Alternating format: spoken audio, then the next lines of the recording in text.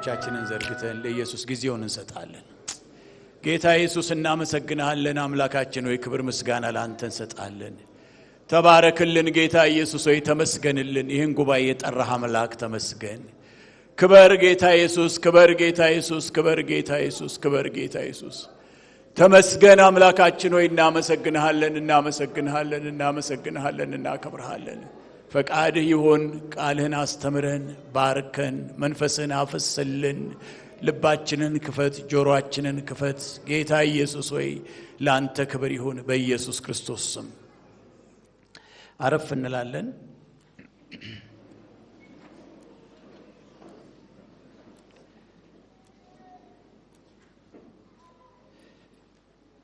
ኢየሱስ ይመስገን።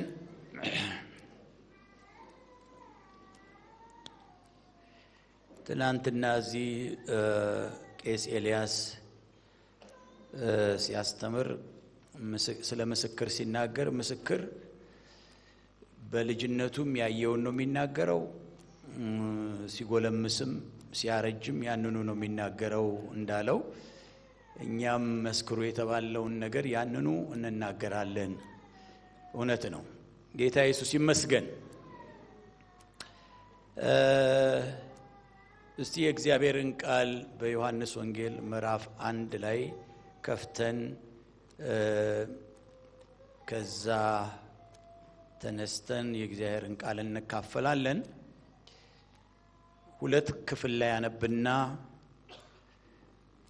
የዮሐንስ ወንጌል ምዕራፍ 1 ከቁጥር 9 እስከ 13 ድረስ፣ የዮሐንስ ወንጌል ምዕራፍ 1 ቁጥር 9 እስከ 13። ለሰው ሁሉ የሚያበራው እውነተኛው ብርሃን ወደ ዓለም ይመጣ ነበር። በዓለም ነበረ፣ ዓለሙም በእርሱ ሆነ፣ ዓለሙም አላወቀው። የእርሱ ወደ ሆነው መጣ፣ የገዛ ወገኖቹም አልተቀበሉትም። ለተቀበሉት ሁሉ ግን በስሙ ለሚያምኑት ለእነርሱ የእግዚአብሔር ልጆች የሆኑ ዘንድ ስልጣንን ሰጣቸው። እነርሱም ከእግዚአብሔር ተወለዱ እንጂ ከደም ወይም ከሥጋ ፈቃድ ወይም ከወንድ ፈቃድ አልተወለዱም። የመጨረሻውን 12ኛውንና 13ኛውን ቁጥር መልሼ ላንብብ። ለተቀበሉት ሁሉ ግን በስሙ ለሚያምኑት ለእነርሱ የእግዚአብሔር ልጆች የሆኑ ዘንድ ስልጣንን ሰጣቸው። እነርሱም ከእግዚአብሔር ተወለዱ እንጂ ከደም ወይም ከሥጋ ፈቃድ ወይም ከወንድ ፈቃድ አልተወለዱም። ሌላውን ቃል ከሮሜ ምዕራፍ 8 ላይ እናነባለን። ሮሜ መጽሐፍ የሮሜ መልእክት ምዕራፍ 8 ቁጥር 19ና ከ19 እስከ 21። ሮሜ ምዕራፍ 8 ከቁጥር 19 እስከ 21 የፍጥረት ናፍቆት የእግዚአብሔርን ልጆች መገለጥ ይጠባበቃልና ፍጥረት ለከንቱነት ተገዝቷልና በተስፋ ስላስገዛው ነው እንጂ በፈቃዱ አይደለም። ተስፋውም ፍጥረት ራሱ ደግሞ ከጥፋት ባርነት ነፃነት ወጥቶ ለእግዚአብሔር ልጆች ወደሚሆን ክብር ነፃነት እንዲደርስ ነው። ፍጥረት ሁሉ እስካሁን ድረስ አብሮ በመቃተትና በምጥ መኖሩን እናውቃለንና። ቁጥር 21 ላይ እናትኩር። ፍጥረት ራሱ ደግሞ ከጥፋት ባርነት ነፃነት ወጥቶ ለእግዚአብሔር ልጆች ወደሚሆን ክብር ነፃነት እንዲደርስ ነው። እግዚአብሔር የተመሰገነ ይሁን። በእነዚህ 2 ቃሎች ላይ በሁለት ስፍራዎች ላይ የምናየው ቃል የፍጥረት ሁሉ ወይም የነፍስ ሁሉ መቃተት ወደ እግዚአብሔር ልጅነት ለመድረስ ነው ይላል። እግዚአብሔር ይመስገን። የፍጥረት ሁሉ መቃተት፣ የፍጥረት ሁሉ ጥበቃ ከጥፋት ባርነት ነፃነት ወጥቶ ወደ እግዚአብሔር ልጅነት ወደሚደርስ ክብር ለመድረስ ነው ይላል። እግዚአብሔር ይመስገን። እንግዲህ የፍጥረት መቃተት ወይንም ደግሞ የፍጥረት ፍላጎት በጣም ጥልቅ ፍላጎቱ ወደ እግዚአብሔር ልጅነት መድረስ ነው ይላል። ይሄ የእግዚአብሔር ቃል ማለት ነው። ነገር ግን አሁን ፍጥረት በርግጥ በየመስሪያ ቤታችን፣ በየስራችን፣ በየመንገዱ፣ በየቦታው ያለ ሰው ሁሉ የእግዚአብሔር ልጅ ለመሆን እየቃተተ ነው ወይ የሚለውን ነገር ደግሞ ስታስቡ ይሄ ቃል ውሸት ይመስላል። ለምን ሰዎች የእግዚአብሔር ልጆች ለመሆን የመቃተት፣ የመፈለግ፣ የመራብ፣ የመጠማት ነገር እንዳላቸው የሚያሳይ ነገር እምብዛም የለምና። ነገር ግን የእግዚአብሔር ቃል እውነት ነው።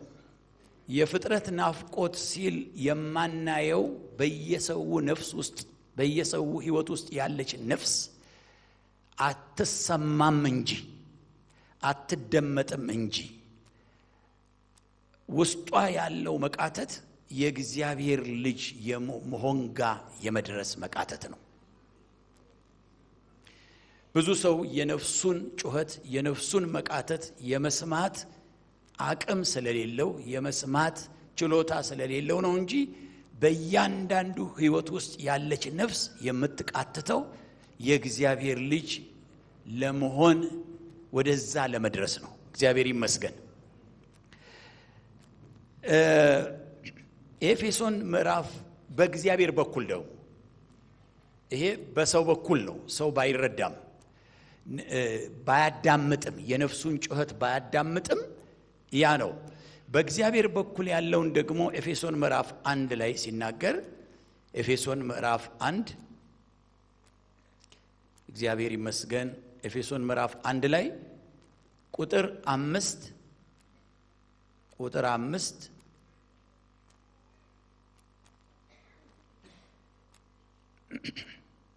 በበጎ ፈቃዱ እንደወደደ በኢየሱስ ክርስቶስ ሥራ ለእርሱ ልጆች ልንሆን አስቀድሞ ወሰነን። ሃሌሉያ። በበጎ ፈቃዱ እንደወደደ በኢየሱስ ክርስቶስ ሥራ ለእርሱ ልጆች ልንሆን አስቀድሞ ወሰነን። ከጥንት ዓለም ሳይፈጠር እግዚአብሔር ውስጥ የነበረ ውሳኔ፣ እቅድ፣ በእግዚአብሔር ውስጥ የነበረ ፕላን አንድ ቀን የፈጠርኩትን የሰው ልጅ ልጄ አደርጋለሁ የሚል ውሳኔ ነበረው። ስለዚህ ይሄ በእግዚአብሔር በኩል ያለ ኃይለኛ መቃተት ነው። ምን ማድረግ? ሰዎችን ልጆቹ የማድረግ። የሰው ደግሞ የውስጥ ነፍሱ ጩኸት የእግዚአብሔር ልጅ ለመሆን ነው። አይሰማም እንጂ በተለያየ መንገድ በዚህ ቆዳ፣ በዚህ ቁርበት፣ በዚህ ስጋ ምክንያት የነፍስ ጩኸት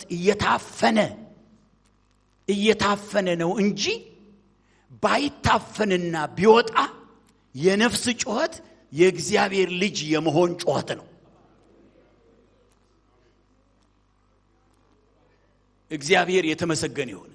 የእግዚአብሔርም ጉጉት ከጥንት ጀምሮ የእግዚአብሔርም ሐሳብና ዓላማ በክርስቶስ ኢየሱስ የፈጠራቸውን ሰዎች ልጆቹ የማድረግ ሐሳብ ነው። የጥንት ሐሳቡ እግዚአብሔር ይመስገን። ስለዚህ ዛሬ በዚህ ጧት ላይ ላካፍላችሁ የምፈልገው የእግዚአብሔር ልጅነት ጋር መድረስ የሚል ነው። አሜን። ይሄ የሚቃተትበት እግዚአብሔርም ከጥንት ያሰበው ሰውም የነፍሱን ጩኸት ባይሰማም ነፍሱ የምትጮኸውን ጋር የእግዚአብሔር ልጅነት ጋር መድረስ የሚል መልእክት ነው የማቀርበው። ሃሌሉያ። ምንድነው? የእግዚአብሔር ልጅነት ጋር መድረስ ሰማይም ከጥንት ጀምሮ ያሰበው በሰው ነፍስ ውስጥም ያለ መቃተት መልስ ምንድነው? የእግዚአብሔር ልጅነት ጋር መድረስ ነው። ሃሌሉያ። ወደ ዝርዝር ከመሄዴ በፊት አንድ ቃል ላንብብ፣ አብረን እናንብብ። አንደኛ ዮሐንስ መልእክት የዮሐንስ መልእክት ምዕራፍ 3 ላይ እንዲህ የሚል ቃል አለ። የዮሐንስ መልእክት ምዕራፍ 3 ቁጥር 1 ላይ ሃሌሉያ የእግዚአብሔር ልጆች ተብለን ልንጠራ አብ እንዴት ያለውን ፍቅር እንደሰጠን እዩ እንዲሁም ነን ይላል። የእግዚአብሔር ፍቅር ላይ ያላችሁ እንግዶችም ተጋብዛችሁም ይሁን በራሳችሁ የመጣችሁ የእግዚአብሔር ፍቅር መገለጫው ብዙ ቢሆንም ማብላቱ፣ ማጠጣቱ፣ ጤና መስጠቱ፣ ልጆች ትዳር መስጠቱ፣ ሌላም ነገር ሁሉ መስጠቱ፣ አየሩን፣ ፀሐዩን፣ ንፋሱን፣ ዝናቡን ይሄን ሁሉ መስጠቱ፣ ሰላሙን መስጠቱ፣ ይሄ ሁሉ የእግዚአብሔርን ፍቅር የሚያስረዳ እንዲህ ብልጭ እያደረገ የሚያስረዳ ቢሆንም የእግዚአብሔር ፍቅር ትልቁ ልክ የሌለው ወሰን የሌለው በመለኪያ የማይለካው ትልቁ የፍቅሩ መገለጫ ሰዎችን የእርሱ ልጆች ማድረግ ነው። ስለዚህ ነው ሐዋርያው ዮሐንስ የእግዚአብሔር ልጆች ተብለን ልንጠራ አብ እንዴት ያለ ፍቅሩን እንደሰጠን እዩዋል። ወደዛ ወደ እግዚአብሔር ልጅነት ማድረሱ ነው የእግዚአብሔር ትልቅ የፍቅሩ መገለጫ።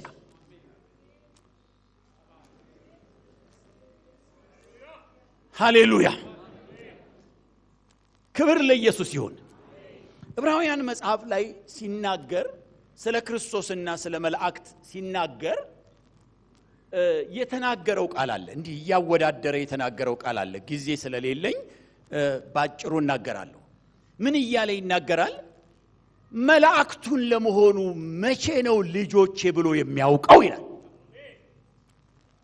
ይሄንን ትንሽ ጠቀስ አድርጌ መናገር እፈልጋለሁ። መላእክቱን ለመሆኑ እግዚአብሔር ልጆቼ ብሎ የሚያውቀው መቼ ነው? ከመላእክት አንዱን እንኳን ልጄ ብሎ አያውቅም ይላል። ይሄ ማለት ለመላእክት ጭምር ያልተሰጠ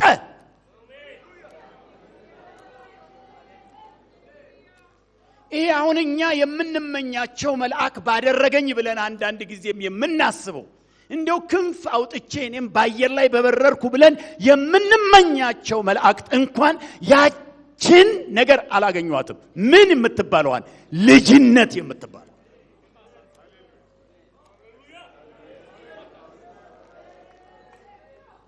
ስለዚህ ነው የእግዚአብሔር ፍቅር በጣም ጣራ የነካ የእግዚአብሔር ፍቅር መገለጫ ማለት ሰውን እግዚአብሔር ወደ ልጅነት ሲያደርሰው የመሰለ ትልቅ የእግዚአብሔር ፍቅር መገለጫ የለም።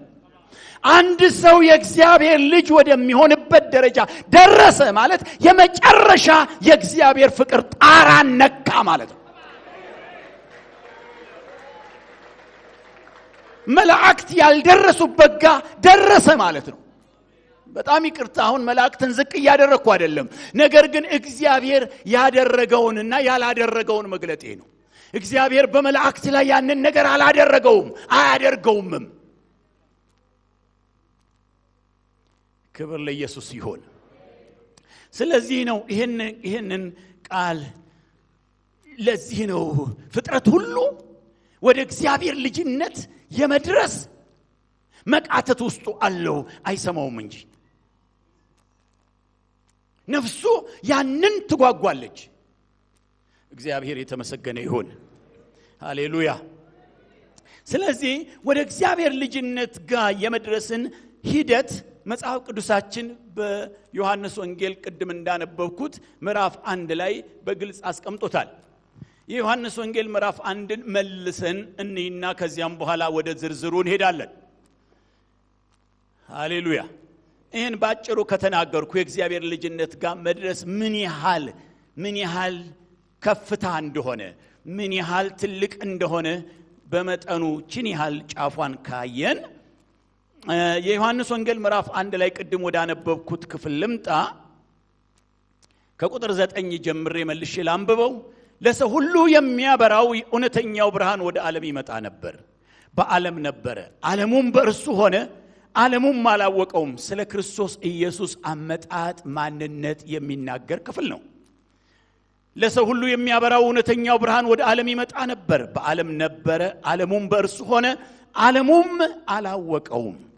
የእርሱ ወደ ሆነው መጣ፣ የገዛ ወገኖቹም አልተቀበሉትም። አይሁድ ወይም የእስራኤል ልጆች ነው የሚያሳየው። ይሄ የእርሱ ወደ ሆነው መጣ የሚለው የገዛ ወገኖቹም አልተቀበሉትም። ለተቀበሉት ሁሉ ግን በስሙ ለሚያምኑት ለእነርሱ የእግዚአብሔር ልጆች የሆኑ ዘንድ ስልጣንን ሰጣቸው። አሁን የጋ ለመድረስ ነው የምንማረው ያለ ነው። ቃሉን የምንሰማው ያለ ነው። የእግዚአብሔር ልጅነት ጋር መድረስ በጣም ጥሩ። የእግዚአብሔር ልጆች የሆኑ ዘንድ ስልጣንን ሰጣቸው። ለነማ? ለተቀበሉት ሁሉ ግን በስሙ ለሚያምኑት ለነርሱ ቅድም ያልነውን መላእክት ያላገኙትን ሌላም ያላገኘውን የእግዚአብሔር ልጆች የሆኑ ዘንድ ስልጣንን ሰጣቸው። እነርሱም ከእግዚአብሔር ተወለዱ እንጂ ከደም ወይም ከሥጋ ፈቃድ ወይም ከወንድ ፈቃድ አልተወለዱም። ክብር ለኢየሱስ ይሁን። በጣም ጥሩ። እንግዲያውስ የእግዚአብሔር ልጅነት ጋር መድረስ ነው። መድረስ ሁሉ ጊዜ ምን አለው? መነሻ አለው አይደል? አንድ ቦታ እደርሳለሁ ሲል አንድ ሰው መነሻው አለው። ከአንድ ቦታ ተነስቶ ነው የሚደርሰው። ስለዚህ የእግዚአብሔር ልጅነት ጋር ለመድረስ ከየት ነው የሚነሳው? ከየት ነው የሚነሳው? ያ ጉዞ ያ የመድረሻ ጉዞ ከየት ነው የሚጀምረው የሚለውን እናነሳለን። ለተቀበሉት ሁሉ ግን በስሙ ለሚያምኑት ብሎ ይጀምራል። ለተቀበሉት ይላል። የእግዚአብሔር ልጅ ለመሆን መነሻው ኢየሱስን መቀበል ነው። አሜን። ለምን? ከዛ ነው የሚነሳው። ስለዚህ ለተቀበሉት ሁሉ ግን ይላል። ቀጥሎ ያለውን ቀጥዬ እናገራለሁ፣ እንደ ቀደም ተከተሉ እናገራለሁ። ስለዚህ ለተቀበሉት ስለሚል ኢየሱስ ክርስቶስን መቀበል የመጀመሪያው ወደ እግዚአብሔር ልጅነት የመድረስ መነሻ ነው። ኢየሱስን መቀበል ይሄ ቃል በጣም የተለመደ ሊመስል ይችላል። ጌታን መቀበል፣ ኢየሱስን መቀበል የሚሉ ቃሎች በየቤተ እምነቱ በተደጋጋሚ የሚጠቀሱ ናቸው አይደል? ጌታን ተቀበል፣ ኢየሱስን ተቀበል። እነዚህ የሚደጋገሙ አንድ ሰው ወደ ኢየሱስ ሲመጣ እንዲያደርግ የሚጠበቀው የሚነገረውም ቃል ነው። ጥሩ ነው። ግን ምንድነው ኢየሱስን መቀበል የሚለውን ማየት ያስፈልገናል። ምንድነው እንደ እግዚአብሔር ቃል ኢየሱስን መቀበል ማለት? እንደዚህ ቃል ምን ማለት ነው? ይህንን ትርጉም ማወቅ የምንችለው ወይም ፍቺውን ልንረዳ የምንችለው አይሁድ ወይም የእስራኤል ልጆች ወደ ወገኖቹ መጣ፣ ወገኖቹም አልተቀበሉትም ስለሚል እነዚህ አይሁዶች ወይም የእስራኤል ልጆች ኢየሱስን መቀበል ሲገባቸው ያልተቀበሉት በምንድን ነው የሚለው ነገር የመቀበልን ምን ማለት እንደሆነ እንድንረዳው ያደርገናል። አለመቀበል ምን ማለት እንደሆነ ከገባን መቀበል ደግሞ ምን ማለት እንደሆነ ይገባናል። አይደል እንዴ? አይሁድ አልተቀበሉትም ተባለ። ወገኖቹ አልተቀበሉትም ተባለ። እንዴት ነው ያልተቀበሉት? እነሱ ያልተቀበሉትን እኛ ደግሞ ስንቀበለው ተቀበልን እንባላለን። አሜን፣ እግዚአብሔር ይመስገን። ስለዚህ መቀበል የሚባለው ቃል ደግሞ በዚህ የእግዚአብሔር ቃል አባባል እንደ ማንነቱ መጠን ማመን ማለት ነው። እንደ ማንነቱ መጠን እንደ ማንነቱ ልክ ማመን ማለት ነው። ስለዚህ አይሁድ ወይም የእስራኤል ልጆች ኢየሱስን አልተቀበሉትም ማለት እንደ ማንነቱ በማንነቱ ልክ አላመኑትም ማለት ነው። ስለዚህ ኢየሱስን በትክክል መቀበል ማለት እንግዲህ እንደ እውነተኛ ማንነቱ ማመን ነው። ከዚህ እምነት ነው የእግዚአብሔር ልጅ ወደ መሆን የምንነሳው። ሃሌሉያ። ጥሩ። እንግዲህ የኢየሱስ ማንነት በሁለት መንገድ ነው የተገለጠው።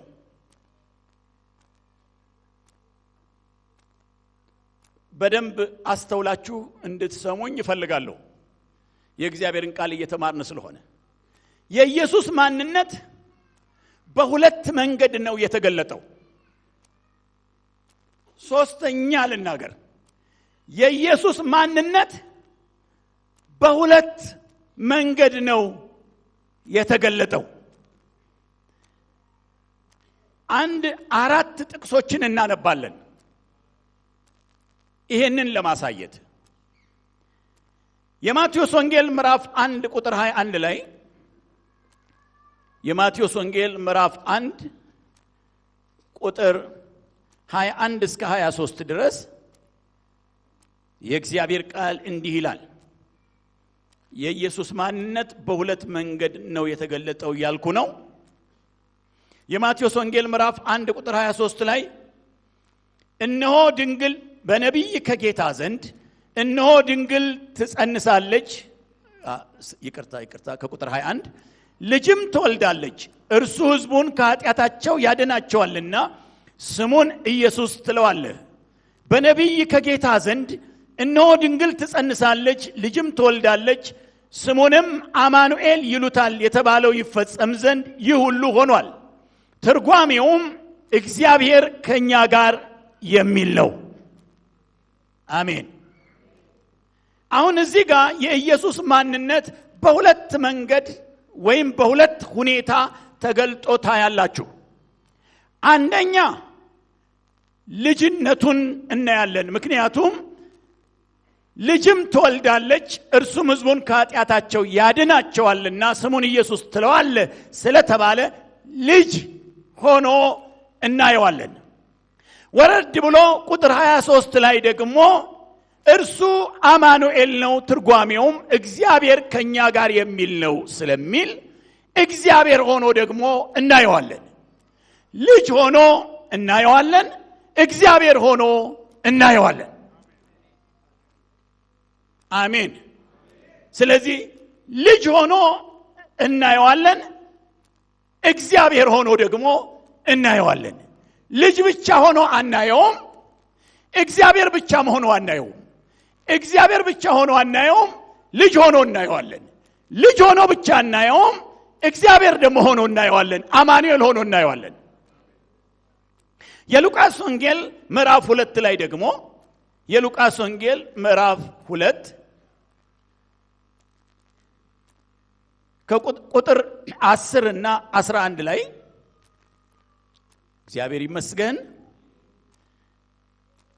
ምዕራፍ 2 ቁጥር 10 እና 11 ላይ መልአኩም እንዲህ አላቸው፣ እነሆ ለሕዝቡ ሁሉ የሚሆን ታላቅ ደስታ የምስራች እነግራችኋለሁና አትፍሩ። ዛሬ በዳዊት ከተማ መድኃኒት እርሱም ክርስቶስ ጌታ የሆነ ተወልዶላችኋልና የሚል ቃል ደግሞ ስናይ አሁንም በዚህ ስፍራ ላይ የኢየሱስን ማንነት በሁለት መንገድ ተገልጦ እናየዋለን። ልጅ ተወልዶላችኋል። አሜን። ይሄ የተወለደው ክርስቶስ ጌታም ጭምር ነው ይለናል ማለት ነው።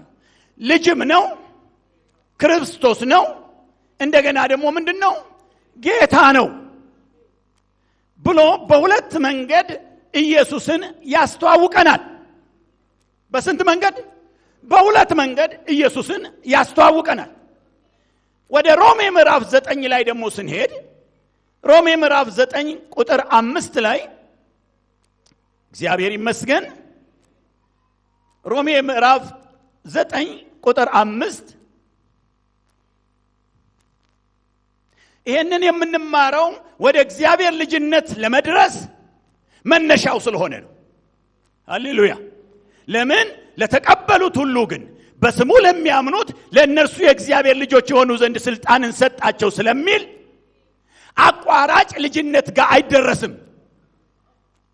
ይሄንን አሁን የምንነጋገረውን አሁን የሚሰበከውን አሁን የምንማረውን ምንድነው የሚባለው? ዘለን የእግዚአብሔር ልጅነት ጋር መድረስ አይቻልምና ሮሜ ምዕራፍ 9 ቁጥር 5 ላይ አባቶችም ለእነርሱ ናቸውና ለእስራኤል ልጆች ማለት ነው። አባቶችም ለእነርሱ ናቸውና ከእነርሱም ክርስቶስ በሥጋ መጣ፣ እርሱም ከሁሉ በላይ ሆኖ ለዘላለም የተባረከ አምላክ ነው። አሜን።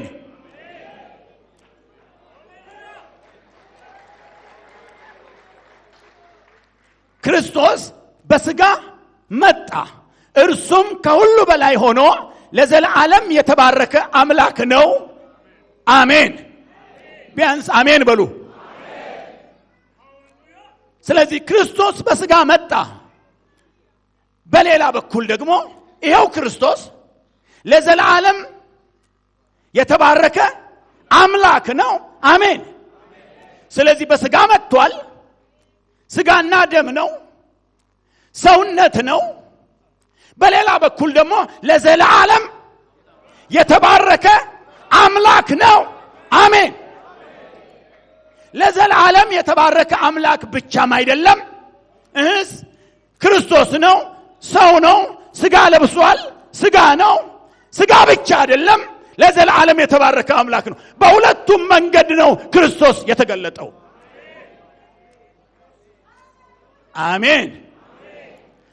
ሌላው ቃል በጣም ብዙዎቻችን ስናነብ የለመድነው ምናልባት እንግዶች አሄን ቃል አላያችሁ ከሆነ አንደኛ ጢሞቴዎስ ምዕራፍ 3 ቁጥር 16 ላይ ደግሞ እግዚአብሔርን የመምሰል ምስጢር ያለ ጥርጥር ታላቅ ነው፣ በሥጋ የተገለጠ ይላል። ሃሌሉያ። አምላክ ነው፣ ነገር ግን ደግሞ በሥጋ የተገለጠ ነው። በሥጋ የተገለጠ አንድ ተራ ነገር ሳይሆን በሥጋ የተገለጠ አምላክ። ስለዚህ የኢየሱስን ማንነት በሁለት መንገድ ነው የምናየው። ስለዚህ በሥጋ ሰውነቱ በኩል አሜን፣ በሥጋ ሰውነቱ በኩል ክርስቶስ፣ በሥጋ ሰውነቱ በኩል የዓለምን ኃጢአት ሁሉ የሚያስወግድ የእግዚአብሔር በግ፣ በሥጋ ሰውነቱ በኩል ቃል ሥጋ የሆነ የእግዚአብሔር ልጅ ነው።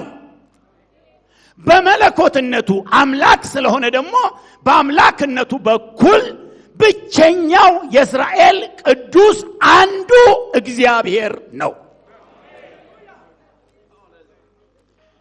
አሜን። እርሱ ለዘላለም የተባረከ አምላክ ነው ካለ አምላክ አንድ ስለሆነ እስራኤሎይ ስማ ጌታ አምላካችን አንድ ጌታ ነው ስለሚል አንዱ ጌታ እንደገና ደግሞ በሥጋ ሰውነት የምናየው ጌታ በሁለት አይነት መገለጥ የምናየው አምላክ ነው። አይሁድ ሁለቱንም ነው ያልተቀበሉት። ሁለቱንም አልተቀበሉም። ምን ማለት ነው ስትሉ አንደኛ በስጋ ሰውነቱ በኩል በተንቀሳቀሰበት በዚህ ምድር ላይ ከ2000 ዓመት በፊት በተመላለሰበት በፈወሰበት መከራ በተቀበለበት ሰውነቱ በኩልም አልተቀበሉትም። ምንድነው አልተቀበሉትም ማለት? እሺ እናንብበው። በስጋ ሰውነቱም በኩል አልተቀበሉትም። እንዴት ነው ያልተቀበሉት? አልተቀበሉትም ማለት በስጋ ሰውነቱ በኩል ምን ማለት ነው? የማቴዎስ ወንጌል ምዕራፍ 13 ጋር እንሄዳለን። የማቴዎስ ወንጌል ምዕራፍ 13 እኛ የዛን ተቃራኒ እኮ ለማድረግ ነው። አሁን ያልተቀበሉትን ተቃራኒ እኛ ስንቀበል ተቀበልነው ይባልልናል። ተቃራኒውን ነው የምናደርገው። እነሱ ያጎረመረሙበትን እነሱ እንቢ ያሉበትን ነው እኛ ገልብጠን እሺ የምንለው። ያኔ ምን ይሆንልናል? ለኛ ተቀበልነው ይሆናል፣ ለነሱ አልተቀበሉትም ይሆናል ማለት ነው። እሺ የማቴዎስ ወንጌል ምዕራፍ 13 ላይ ቁጥር 53 እስከ 58 አሜን። ኢየሱስም እነዚህን ምሳሌዎች ይቅርታ ፈጠን ካልኩባችሁ መጻፍ ትችላላችሁ፣ መጻፉን መገልበጥ ካልቻላችሁ ከፈጠንኩባችሁ። የማቴዎስ ወንጌል ምዕራፍ 13 ቁጥር 53 ላይ ኢየሱስም እነዚህን ምሳሌዎች ከጨረሰ በኋላ ከዚያ ሄደ። ወደ ገዛ አገሩም መጥቶ እስኪገረሙ ድረስ በምኩራባቸው ያስተምራቸው ነበር። አይሁድን ማለት ነው። እንዲህም አሉ፣ ይህን ጥበብና ተአምራት ይህ ከወዴት አገኘው? ይህ የጸራቢ ልጅ አይደለምን? እናቱስ ማርያም ትባል የለምን? ወንድሞቹስ ያዕቆብና ዮሳ ስምዖንም ይሁዳም አይደሉምን? እህቶቹስ ሁሉ በእኛ ዘንድ ያሉ አይደሉምን? እንኪያስ ይህን ሁሉ ከወዴት አገኘው? ተሰናከሉበት። አሜን። በስጋ ሰውነቱ በኩል አልተቀበሉትም ማለት ምን ማለት ነው? በስጋ ሰውነቱ በኩል ምን አደረጉት? የማርያም ልጅ አደረጉት።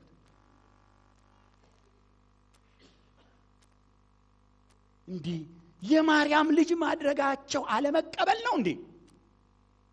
አዎ። እንዴ ማርያም አልወለደችውም እንዴ? ወልደዋለች።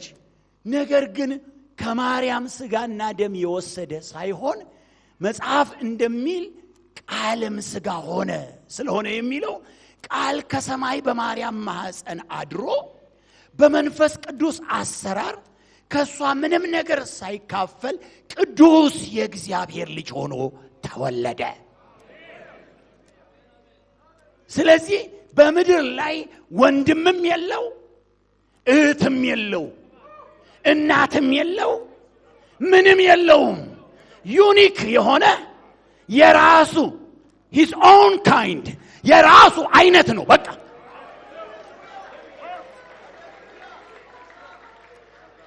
ያንን ማድረግ ከቻለ ብቻ ነው ለሰው ልጆች ኃጢአት ሊሰዋ የሚችል ቅዱስና ያለ ነውር የሆነ በግ ሊሆን የሚችለው። እንደዛ ከሆነ ብቻ ነው።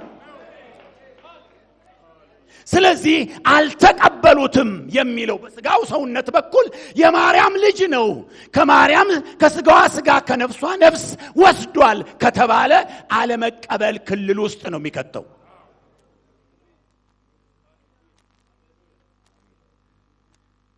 አሜን። እዚህ እነዚህ ሰዎች አለመቀበላቸው በስጋ ሰውነቱ በኩል ያለውን ነገር አለመቀበላቸውን በማቴዎስ ወንጌል ምዕራፍ 22 ላይ እናየዋለን። ምዕራፍ 22 ላይ ከቁጥር 41 ጀምሮ ስታነቡ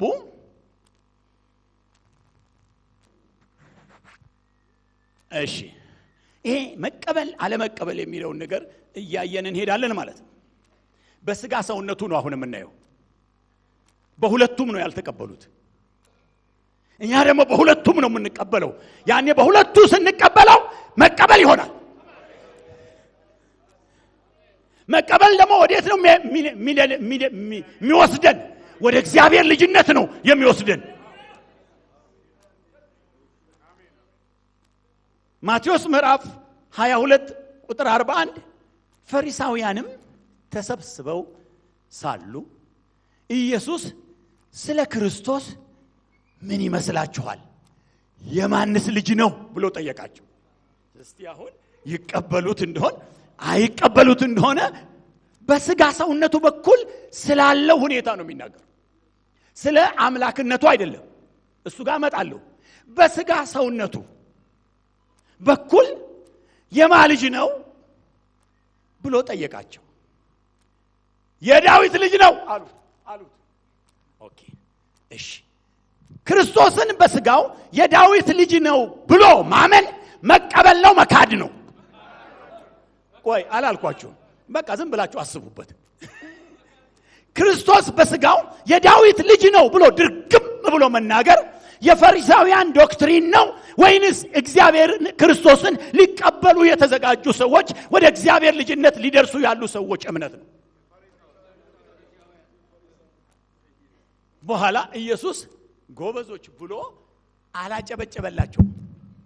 እንዲህ አላቸው፣ እርሱም እንኪያስ ዳዊት ጌታ ጌታዬን ጠላቶችን የእግርህ መረገጫ እስካደርግልህ ድረስ በቀኝ ተቀመጥ አለው ሲል እንዴት በመንፈስ ጌታ ብሎ ይጠራዋል? ዳዊትስ ጌታ ብሎ ከጠራው እንዴት ልጁ ይሆናል አላቸው። አንድም ቃል እንኳ ይመልስለት ዘንድ የተቻለው የለም። ሃሌሉያ። ስለዚህ እነዚህ ሰዎች አንድ ተራ ሰው በዳዊት ሊኔጅ በዳዊት ዘር ግንድ ምንድነው ስሙ እየተቆጠረ ከሌን ወለደ እየተባለ አንድ በመድር እንደኛው አይነት ሰውነት የለበሰ የዳዊት ልጅ ነው ብለው አመኑ። እና ያንን መጽሐፍ ቅዱስ ምን ይለዋል? ወደ ወገኖቹ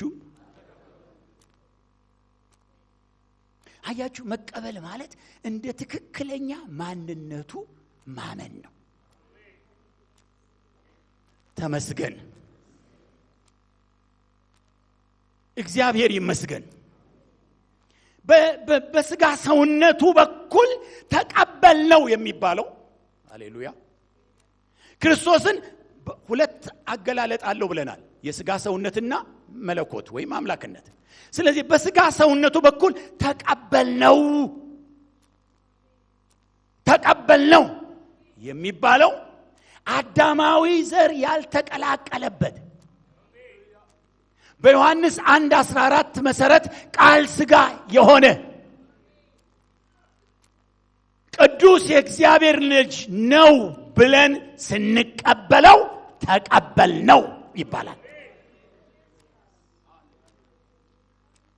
እንደ አንደኛ ቆሮንቶስ ምዕራፍ 15 ከቁጥር 47 እስከ 50 እንደተጻፈው ሰማያዊ አዳም ሁለተኛው አዳም ከሰማይ የሆነ ቃል ስጋ የሆነ አዳም ያኛው አዳም ያልሆነ ከአፈር የሆነው አዳም ያልሆነ ሁለተኛው አዳም ነው ብለን በሰውነቱ ስንቀበለው ተቀበልነው ይባላል።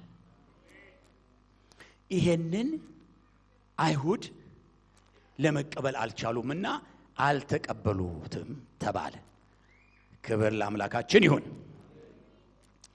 ወደ አምላክነቱ ስንመጣ ምክንያቱም ቅድም እንዳልነው የኢየሱስ ማንነት በሁለት መንገድ ነውና የተገለጠው በአምላክነቱ ወይም በመለኮትነቱ በኩል አይሁድ አሁንም ብቸኛው አንድ አምላክ ብለው ለመቀበል አቃታቸው።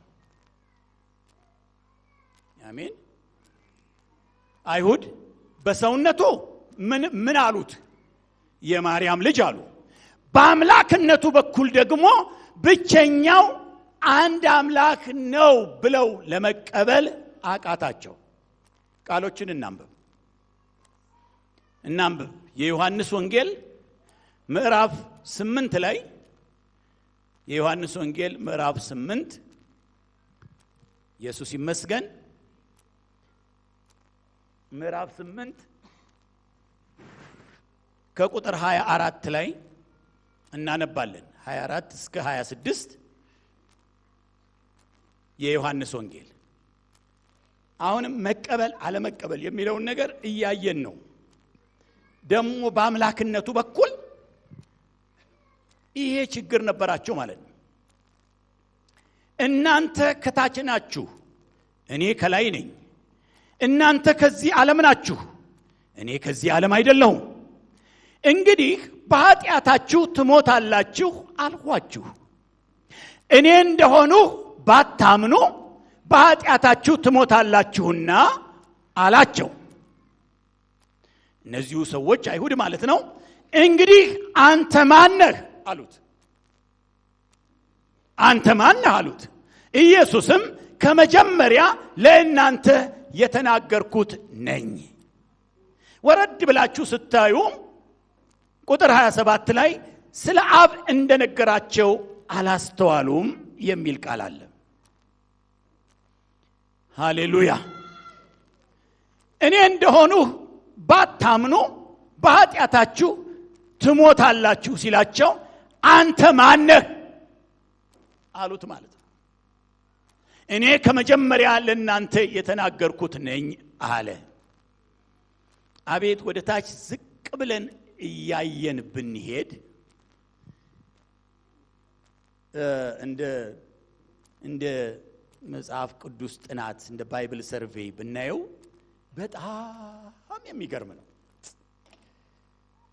በጣም የሚገርም ነው እስከ ምዕራፉ መጨረሻ ድረስ ይዘን ብንሄድ በጣም የሚገርም ነው ትንሽ እስቲ አጠር አድርጌ ለማሳየት ልሞክር ይገርማችኋል እንዲህ ሲላቸው ልባቸው ተከፈለና እንደማመንም ሞካከራቸው እንደማመን ሞካከራቸው ኢየሱስ ንግግር ማለት ነው ከዚያ ኢየሱስ ያመኑትን አይሁድ ይላል እና ያው የሆነች እንዲህ ዘንበል እንጂ ይሄ ደንበኛው ማመን ጋር ስላልደረሱ ያመኑትን አይሁድ እናንተ በቃል የብትኖሩ ደቀ መዛሙርቴ ናችሁ እውነትንም ታውቃላችሁ እውነትም አርነት ያወጣችኋል አላቸው በደንብ ስር ሰደዱ ቃሌ ላይ ሲላቸው ምን ባሪያ መጣባቸው እኛ ለማንም ባሪያ ሆነን አናቅም ልጁ አርነት ካላወጣችሁ አርነት ልትወጡ አትችሉም እያለ ቀጠለ ከዚያ አይገርማችሁ ሰዎቹ ሰይጣን ሆኑ ከዚያ ኢየሱስ ምን እንዲህ አላቸው እናንተ ከአባታችሁ ከዲያብሎስ ናችሁ አላቸው ቅድም እኮ እምነት ጀማምሯቸው የነበረ ሰዎች ናቸው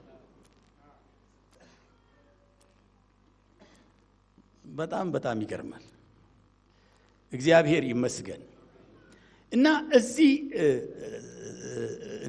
አለፍ እንበል እና በአምላክነቱ በኩል አይሁድ ብቻውን አምላክ ብለው ለመቀበል ያ የሙሴ አምላክ ያ በሲና ተራራ ተገልጦ ብቸኛነቱን ያወጀ አምላክ ነው ብለው ለመቀበል አልቻሉ የዮሐንስ ወንጌል ምዕራፍ 10 ላይ ጭራሽ እንዲህ አሉት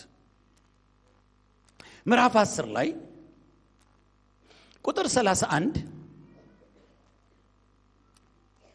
እስከ 33 ድረስ ያለውን ቶሎ ላንብብ አይሁድ ሊወግሩት ደግመው ድንጋይ ያነሱ ኢየሱስ ከአባቴ ብዙ መልካም ሥራ አሳየኋችሁ ከነርሱ ስለማናቸው ሥራ ተወግሩኛላችሁ ብሎ መለሰላቸው ምንድነው የናንተ እኔ ላይ ያላችሁ ጥላቻ መሰረት ያደረገው ምንድነው ምን ላይ ነው በቃ እኔን ነክሳችሁ በቃ አለቅ ያላችሁኝ በምን ምክንያት ነው የትኛውን ኃጢአት ሰርቼ ነው ሲላቸው ስለ ስድብ አንተም ሰው ስትሆን ራስህን አምላክ ስለማድረግህ ነው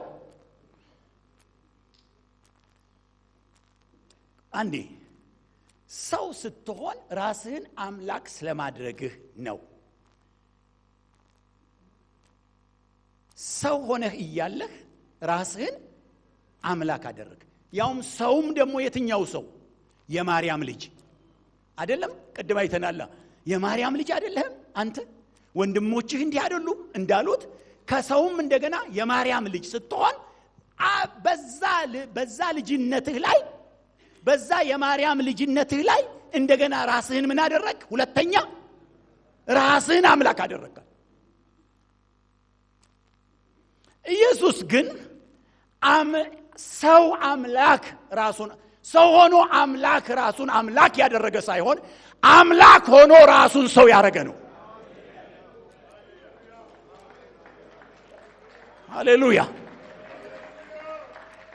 ሰው ሆኖ አምላክ ራሱን አምላክ ያደረገ ሳይሆን አምላክ ሆኖ ራሱን ሰው ያደረገ ወይም በሰውነት የተገለጠ በስጋ የተገለጠ አምላክ ነው። ስለዚህ ምን ላይ ነበር? ሁለቱ ነው። አያችሁ ጥላቻቸው። በስጋው በኩል የማርያም ልጅ አሉት፣ በአምላክነቱ በኩል ተች አንተ ብሎ አምላክ አሉት። ስለዚህ በሁለቱም በኩል ስላልተቀበሉት ምን ተባለ?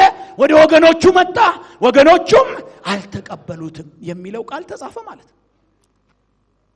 አቤት ደስ ሲል! ትናንትና ተነቦ ነበረ፣ እሱም መልሼ አነባለሁ። ይሄ ስድብ የሚባለው ነገር በጣም ስድብ ነው የሚሉት እነሱ በአይሁድ አባባል ራሱን አምላክ የሚያደርግ ተሳዳቢ ማለት ነው ብለው ነው የሚወስዱትና የማርቆስ ወንጌልን መልሼ ዛሬም እኔ አነባዋለሁ። እሺ የማርቆስ ወንጌል ምዕራፍ 2 ላይ አሁንም ምን ነው የምናየው ያለውን መሰላችሁ? ልክ በስጋ ሰውነቱ እንዳልተቀበሉት ሁሉ የማርያም ልጅ ብለው ማንነቱን የማርያም ልጅ በስጋ ሰውነቱ እንዳደረጉትና እንዳልተቀበሉት ሁሉ በመለኮትነቱና በአምላክነቱ በኩል ደግሞ እንደዛው ብቸኛው አምላክ ነው ብለው ለመቀበል አቃታቸው። ወይኔ ይህን ሁለቱን የተቀበለ እሺ የማርቆስ ወንጌል ምዕራፍ 2 ላይ እንዲህ አለ ከቁጥር 5 ኢየሱስም እምነታቸውን አይቶ ሽባውን አንተ ልጅ ኃጢአትህ ተሰረየችልህ አለው። ከጻፎችም አንዳንዶቹ በዚያ ተቀምጠው ነበር። በልባቸውም ይህ ሰው ስለምን እንደዚህ ያለ ስድብ ይናገራል? ከአንዱ ከእግዚአብሔር በቀር ኃጢአትን ሊያስተሰርይ ማን ይችላል ብለው አሰቡ። ሃሌሉያ! አንዱ እግዚአብሔር መሆኑን ስላላወቁ ወይም መቀበል ስላቃታቸው እንዴት ያንዱን እግዚአብሔር ቦታ ወስዶ ኃጢአትን ይቅር ይላል አሉ። ለምን? አንዱ እግዚአብሔር ነው ብለው ማመን አቃታቸው። አለመቀበላቸው ይሄ ነው። ሌላ በዮሐንስ ወንጌል ምዕራፍ 8 ቁጥር 56 ላይ ይሄ በሁለቱም በኩል እንዴት እንዳልተቀበሉት ለማሳየት ነው። በዮሐንስ ወንጌል ምዕራፍ 8 ላይ ከቁጥር 56 እስከ 59 ሃሌሉያ ከቁጥር 56 እስከ 59 አብርሃም አባታችሁ አብርሃም ቀኔን ያይ ዘንድ ሐሴት አደረገ፣ አየም ደስም አለው። አይሁድም ገና 50 ዓመት ያልሆነ አብርሃምን አይተሃልን አሉት። ኢየሱስም እውነት እውነት እላችኋለሁ አብርሃም ሳይወለድ እኔ አለው አለ። በድሮው አማርኛ ወይም በእንግሊዝኛ ጽሑፍ ላይ ስታነቡ አብርሃም ሳይወለድ እኔ ነኝ I am እኔ ነኝ የሚል ደግሞ አንዱ ይሖዋ ብቻ ነው።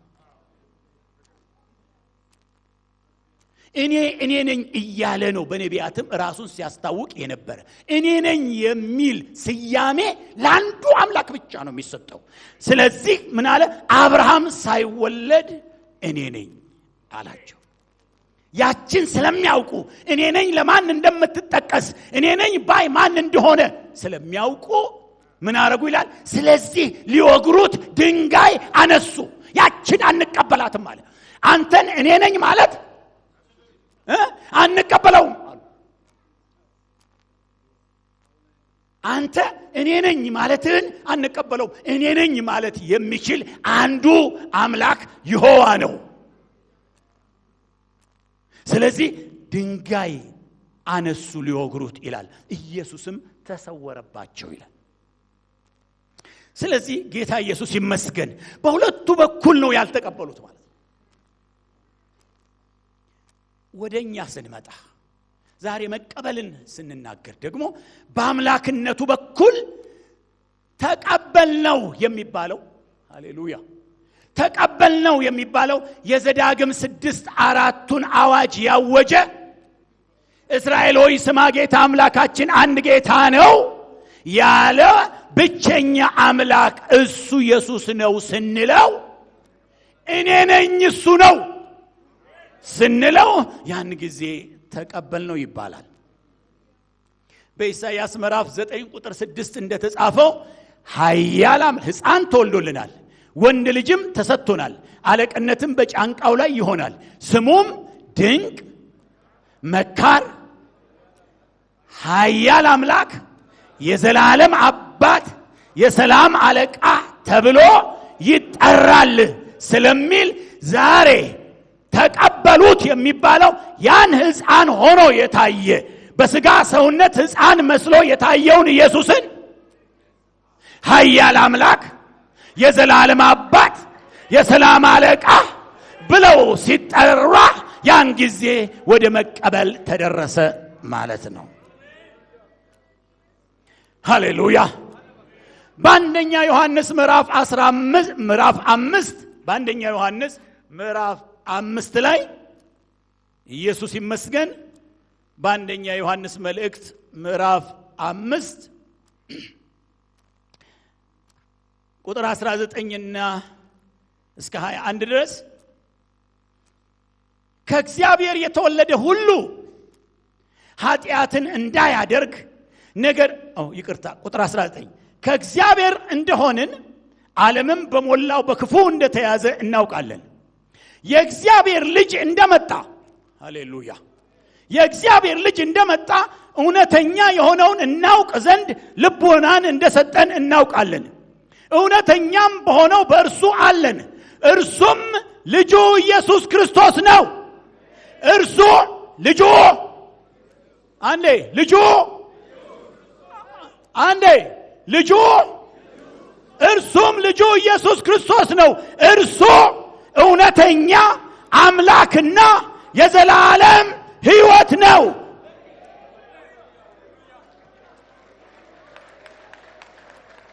ሃሌሉያ።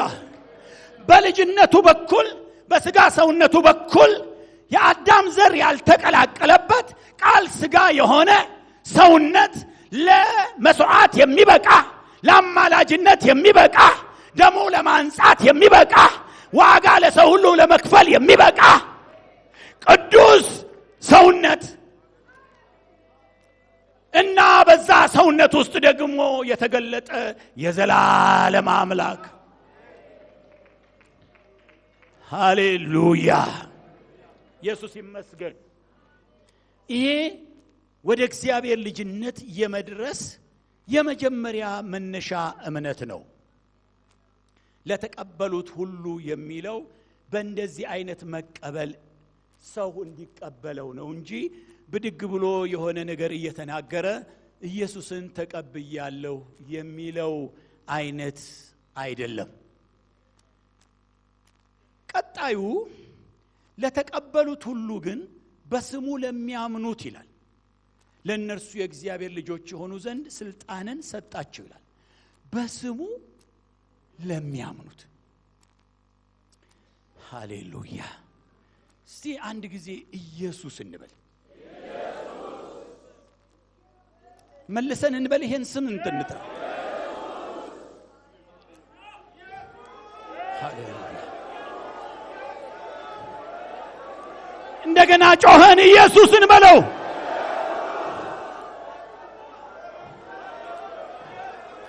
አሁንም ጮኸን ኢየሱስን በለው። ኢየሱስ ሃሌሉያ ሃሌሉያ ሃሌሉያ ሃሌሉያ ሃሌሉያ ሃሌሉያ።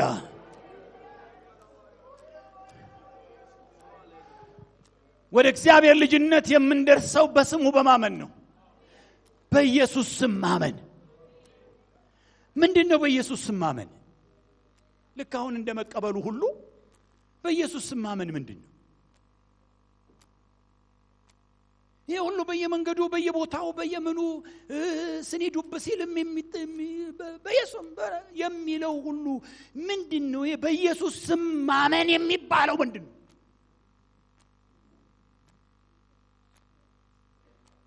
ኦ ሃሌሉያ።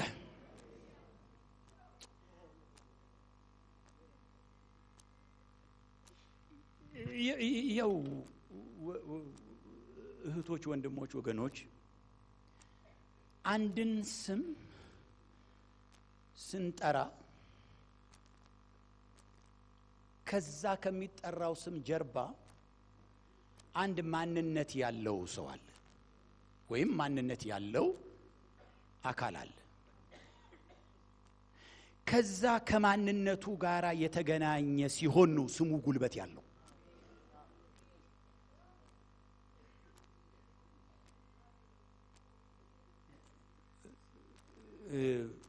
ማንን መጥራት እችላለሁ?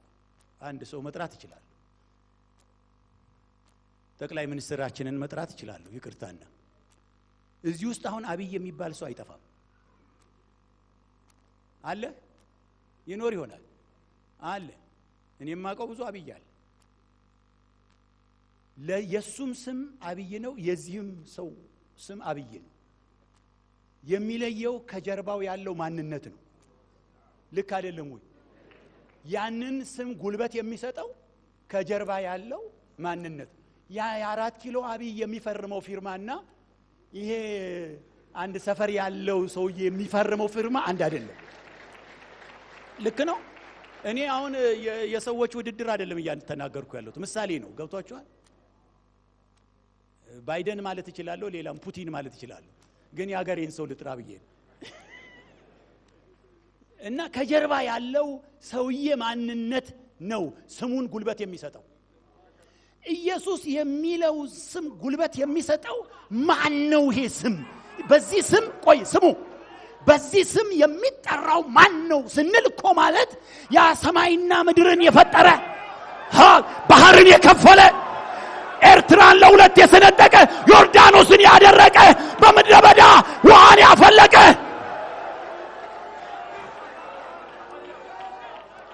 ሃሌሉያ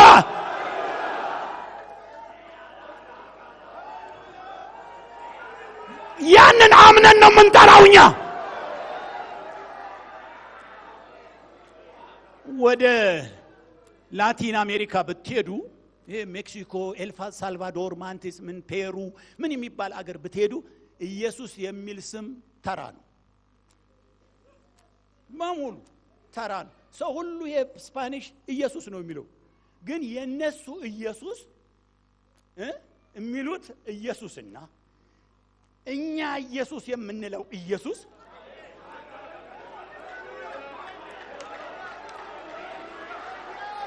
ስለዚህ በስሙ ለሚያምኑት የሚለው ምንድነው? ወደ ኋላ ነው የሚወስደን። ያ ስም ወደ ኢየሱስ ማንነት ነው የሚወስደን።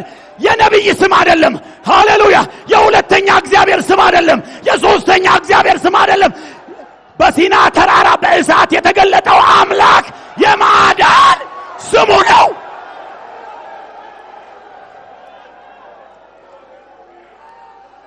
ሃሌሉያ! ሃሌሉያ! እግዚአብሔር በተለያዩ ዘመናት ብዙ ስራዎችን ሰርቷል። በተለያየ ዘመናት እስከ ዛሬ 2000 ዓመተ ምህረት ድረስ በነበሩ በብሉይ ኪዳን ዘመናት ሁሉ ብዙ ስራ ሰርቷል። በሰራባቸው ዘመናት ሁሉ ስሙን አውጇል። አንድ ስራ ሲሰራ ስም ያውጃል። ልክ ያ ስራ ሲያልቅ ስም ይቀየራል። እግዚአብሔር ስሙን እያወጀ ሰርቷል።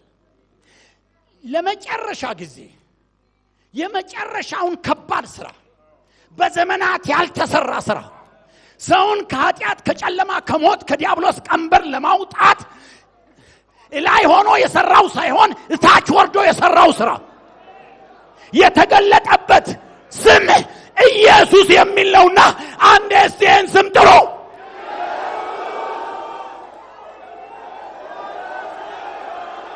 ሃሌሉያ!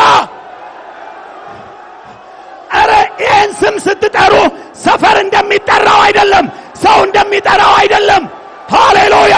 የብቸኛውን አምላክ ስም፣ የብቸኛውን ጌታ ስም፣ ያዳኙን ስም ነው የምንጠራው፣ ኢየሱስ።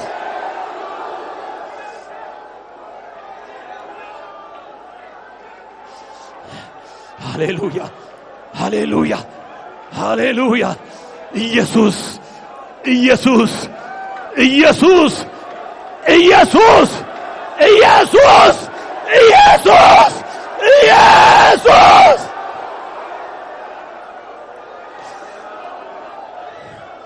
ሃሌሉያ ሃሌሉያ። ማንም ስለጠራው አይደለም፣ ማንም ይህን ስም ስለጠራ አይደለም፣ አይደለም አይደለም አይደለም አይደለም። ኦ ሃሌሉያ። ለተቀበሉት ሁሉ ግን በስሙ ለሚያምኑት ለእነርሱ የእግዚአብሔር ልጆች የሆኑ ዘንድ ስልጣንን ሰጣቸው።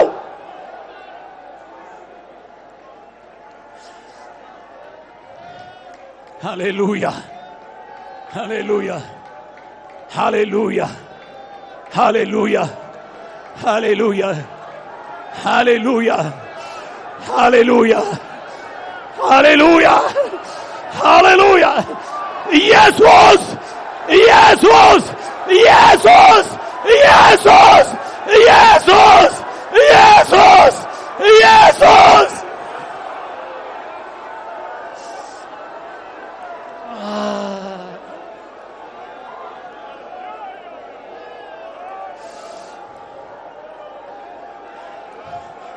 ሃሌሉያ ሃሌሉያ ሃሌሉያ ሃሌሉያ ሃሌሉያ ሃሌሉያ ሃሌሉያ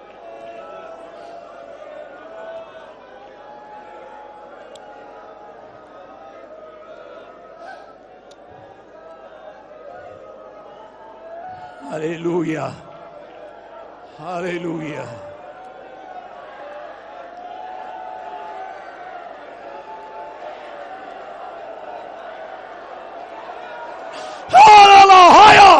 ሃሌሉያ ኢየሱስ ኢየሱስ ገናና ኢየሱስ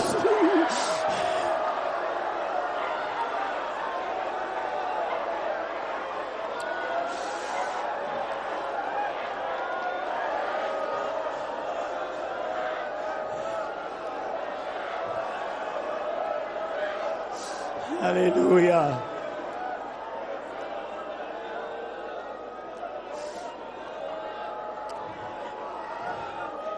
ሃሌሉያ ሃሌሉያ ሃሌሉያ ሃሌሉያ ሃሌሉያ ሃሌሉያ ሃሌሉያ ሃሌሉያ ሃሌሉያ ሃሌሉያ ሃሌሉያ ሃሌሉያ ሃሌሉያ ሃሌሉያ ሃሌሉያ ሃሌሉያ ሃሌሉያ ኢየሱስ ይመስገን።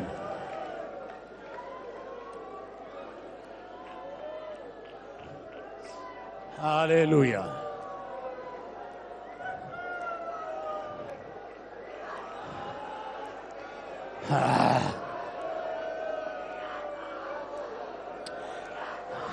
ሃሌሉያ ወገኖች እንግዶችም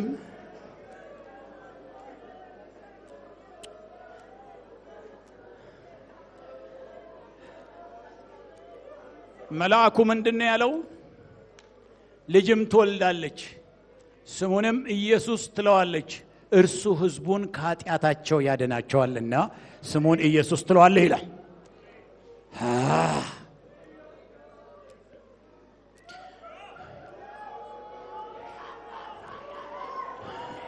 ሃሌሉያ።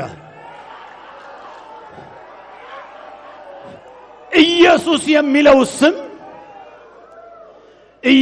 የሚለው ስም ሃሌሉያ። እንዲህ ነው የምናምነው ለተቀበሉት ሁሉ በስሙ ለሚያምኑት ስለሚል ስሙን የምናምነው ዝም ብሎ አይደለም፣ እንዲህ ነው የምናምነው። ኢየሱስ ምን አለ? በዮሐንስ ወንጌል ምዕራፍ 17 ቁጥር 6 ላይ ስምህን ገለጥኩላቸው ይላል። እግዚአብሔር ጠብቆ ሃሌሉያ ለዚህ ለመዳን ቀን በስጋ ተገልጦ አጋንንትን ቀጥቅጦ የሲኦልን ደጅ ዘግቶ የሲኦልንና የገሃነመ እሳትን መክፈቻ ከአጋንንት ነጥቆ ሰውን ከራሱ ጋር አስታርቆ ተፈጸመ የሚልበትን ሥራ ለመስራት ደብቆ ያስቀመጠው ስም ተገለጠ። ሃሌሉያ። ኢየሱስ ማለት በትርጉሙ በፈለጋችሁ ዲክሽነሪ ፈልጉት። ኢየሱስ ማለት ትርጉሙ ጀሆቫ አዳኛችን ሆነ ማለት ነው። ሃሌሉያ። አቤት አቤት አቤት ተመስገን። ከዚህ የተነሳ ሐዋርያት ሥራ ምዕራፍ 4 ቁጥር 12 ምንድነው የሚለው? መዳንም በሌላ በማንም የለም እንድንበት ዘንድ የሚገባን ለሰዎች የተሰጠ ስም ከሰማይ በታች ሌላ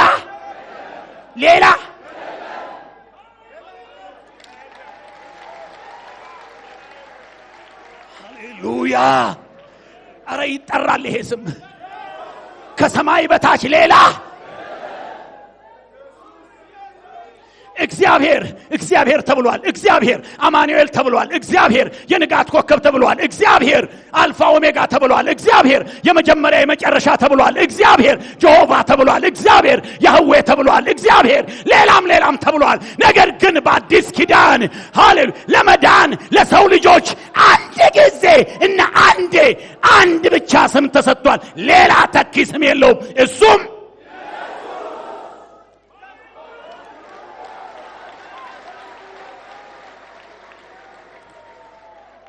ሃሌሉያ። እግዚአብሔር አባት ነው አይደለም አንልም።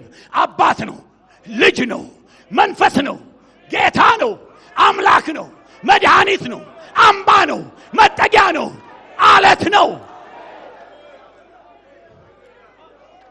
ስሙስ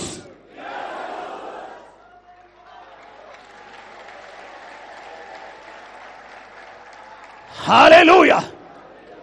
በአባትነት በልጅነት በመንፈስነት ማዕረግ ሃሌሉያ ማዕረግ የሚታወቀው አንድ አምላክ የተገለጠበትና የሚጠራበት የማዳን ስሙ ብቻም አይደለም። ከዚህ በኋላ እስከ መንግስተ ሰማያት ድረስ የማይለወጥ ስሙ ይሄ ስም ደግሞ ፊልጵስዩስ ምዕራፍ 2 ቁጥር 9 እንደሚናገረው ከስሞች ሁሉ በላይ የሆነውን ስም ሰጠው። ይሄም በሰማይና በምድር ከምድርም በታች ያለ ፍጥረት ካለ በማን ስም እንዲንበረከክ? በኢየሱስ ስም። ሌላ የሚጠራ ስም የለም። ማ ብቻ?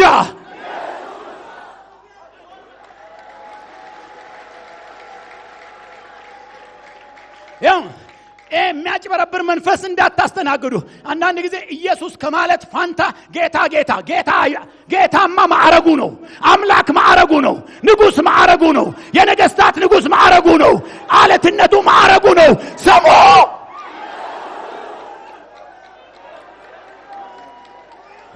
እንደገና ይጠራ። ይሄ ስም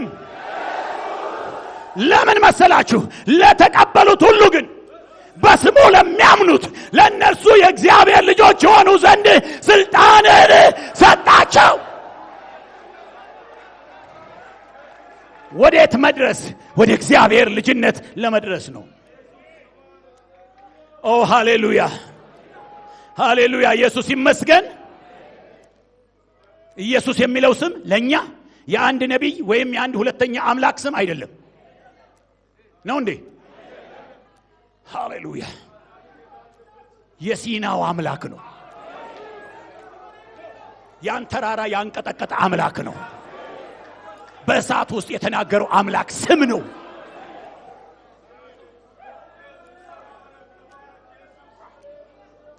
ባህሩን የከፈለው፣ አለቱን የሰነጠቀው፣ ውሃ ከአለት ያጠጣው፣ ኢያሪኮን ያፈረሰው፣ ከነዓን ያስገባው፣ የአሕዛብን ነገሥታት ሁሉ አፈር ድቤ ያበላው የዛ አምላክ ስም ነው። ጥሩት አሁንም። ኦ ሃሌሉያ! አያችሁ፣ በስሙ ማመን ማለት ወደዚህ እየጨረስኩ ነው። ወደ ሉቃስ ወንጌል ምዕራፍ 24 ጋር ሄዳለሁ። ሉቃስ ወንጌል ምዕራፍ 24 ሃሌሉያ! ምዕራፍ 24 ቁጥር 46 ጀምሮ ያለው ቃል እንዲህ ይላል። እንዲህም አላቸው፣ ክርስቶስ መከራ ይቀበላል፣ በሶስተኛውም ቀን ከሙታን ይነሳል፣ በስሙም ሃሌሉያ። በየትኛው ስሙ? ኢየሱስ። እስቲ ጥሩ። ኢየሱስ በሚባለው ስሙ ንስሐና የኃጢአት ስርየት ከኢየሩሳሌም ጀምሮ በአሕዛብ ሁሉ ይሰበካል ተብሎ እንዲሁ ተጽፏል። እናንተም ለዚህ ምስክሮች ናችሁ። አቤት ተመስገን። በዚህ ስም አማካኝነት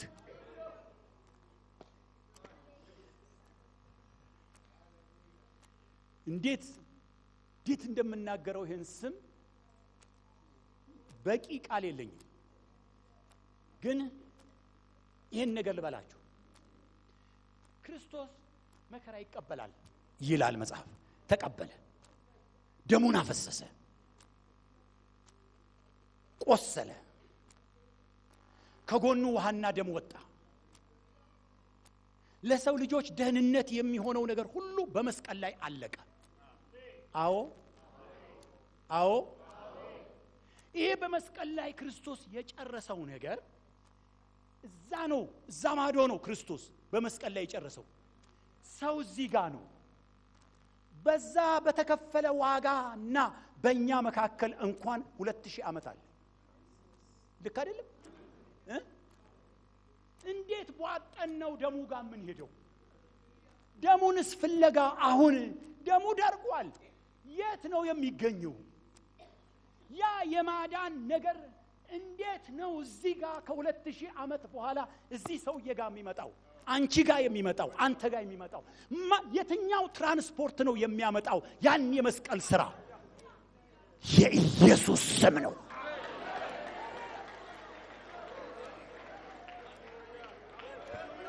አሁን እንደገና ኢየሱስ በሉ።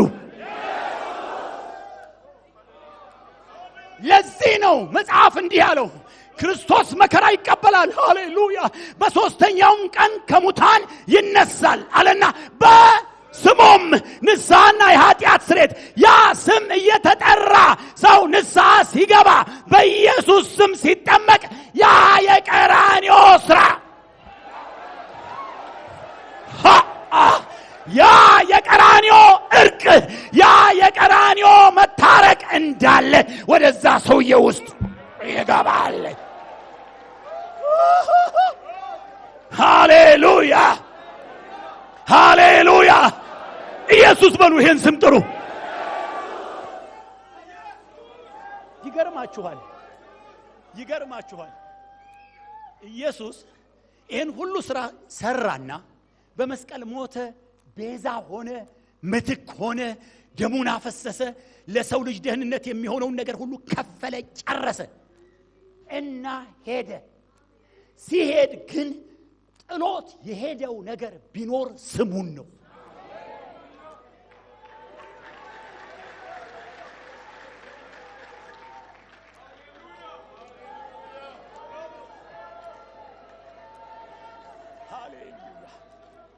አሁን ለአንድ በሽተኛ በጌታ በኢየሱስ ስም የተፈወስክ ሁን ሲባል ስሙ በደም ተብሎ እጅ ተጭኖ የኢየሱስ ስም ሲጠራ ኢሚዲየትሊ ያ የቀራንዮ ቁስል ነው እዚህ ጋር አክቲቬት የሚሆነው እዚህ ጋር የሚሰራው ያለው ማ ሲጠራ ኢየሱስ የሚለው ስም ሲጠራ የኔ እጅ ስለተጫነ አይደለም የኔ መላስ ስላለ አይደለም ያ ኢየሱስ የሚለው ስም ሲጠራ ያን ጊዜ የቀራንዮ ቁስል ዛጋ ስራ ይሰራል አንድ ሰው ለኃጢአት ስርየት በኢየሱስ ስም ልብ አድርጉ ተጠንቀቁ አሁንም በማስም ሌላ ስም አይሰራማ በኢየሱስ ስም ተብሎ ልክ ሲጠመቅ ምን ይላል መጽሐፍ ቅዱስ መሰላችሁ ከእርሱ ጋር ተቀብራችሁ ይላል ልክ ስሙ ሲጠራ እሱ መጥቶ እዛ ውሃ ውስጥ ይገባል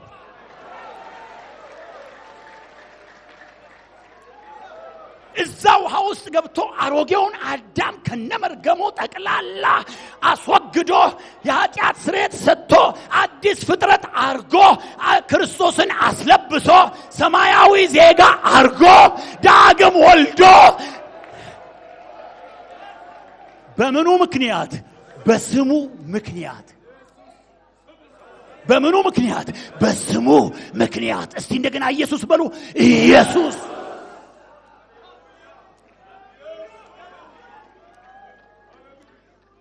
እዛጋ የሚገባበት ውሃ አይደለም የእግዚአብሔር አሰራር ሆኖ ውሃ ተፈለገ እግዚአብሔርም በውሃ አለና ውሃን ፈለገ እንጂ እዛጋ ትልቁ ጉልበት ያለው ማነው ስሙ ነው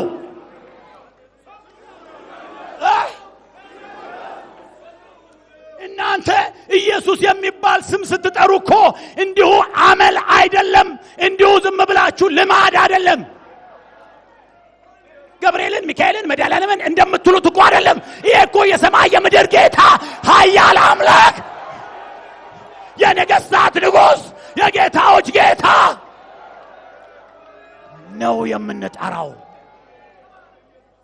ኦ ሃሌሉያ ሃሌሉያ ከዚህ የተነሳ ከሉቃስ ወንጌል ምዕራፍ 24 ቁጥር 47 የተነሳ በበዓል 50 መንፈስ ቅዱስ በወረደ ጊዜ ጴጥሮስ ቆሞ ለነዛ ተቃዋሚዎች ኢየሱስን ለሰቀሉ ሰዎች ምን እናድርግ ባሉት ጊዜ ንስሐ ግቡ ኃጢአታችሁ ይሰረይ ዘንድ እያንዳንዳችሁ ስም ጥሩልኝ አሁን ዋናው እሷ ነች በኢየሱስ ክርስቶስ ስም ተጠመቁ አላላ ያ ስም ነው ዋናው ሃሌሉያ ለምን ለተቀበሉት ሁሉ ግን በስሙ ለሚያምኑት ሃሌሉያ ለነርሱ ምን ይሆኑ ዘንድ የእግዚአብሔር ልጅ ልክ በስሙ አምነህ ሃሌሉያ በሱ ማንነት አምነህ በስሙ ስሙን እየጠራህ ውሃ ውስጥ ስትገባ ያን ጊዜ ሾለክ በቃ ወዴት ወደ እግዚአብሔር ልጅነት ሃሌሉያ እግዚአብሔር ያንን ውሃ ማህፀን አድርጎ ሃሌሉያ ስሙን ዘር አርጎ ስሙን ዘር አርጎ ከራሱ ወልዶ ሰማይ ላይ በሕይወት መዝገብ ላይ የእግዚአብሔር ልጅ እንደሆንክ ስምህ ይጻፋል ስምሽ ይጻፋል ኦ ሃሌሉያ ለዚህ ነው በመጽሐፍ ቅዱስ ውስጥ ከሐዋርያት ሥራ ምዕራፍ 2 ጀምሮ እስከ መጨረሻው ድረስ ሐዋርያት ወንጌልን እየሰበኩ በተንቀሳቀሱበት ቦታ ሁሉ አንድም ሰው በሌላ ስም የተጠመቀ የለም አንድ በኢየሩሳሌም 3000 ሰዎች በሰማርያ ቁጥራቸው ያልተጠቀሰ ሃሌሉያ ጳውሎስ ራሱ ይሄ ምን ሰብከው መልእክቶቹን ምን ሰብክለት ጳውሎስ ራሱ የኤፌሶን ሰዎች ቀርኖሊዮስ እያንዳንዱ ሰው በሙሉ ይሄን ስም እየጠራ ሲጠመቅ ኃጢአቱ ተወግዶ ዳግም ተወልዶ የእግዚአብሔር ልጅ ሆኖ በሰማይ መዝገብ ላይ ስሙ ሲጻፍ መላእክት ያላገኙትን ሲያገኝ ሃሌሉያ ማንንም ያላገኘውን ሲያገኝ የእግዚአብሔር እቅድ የእግዚአብሔር ዓላማ ባንሰማው ነው እንጂ የእያንዳንዱ ነፍስም መቃተት የእግዚአብሔር ልጅነት ጋር መድረስ ነው።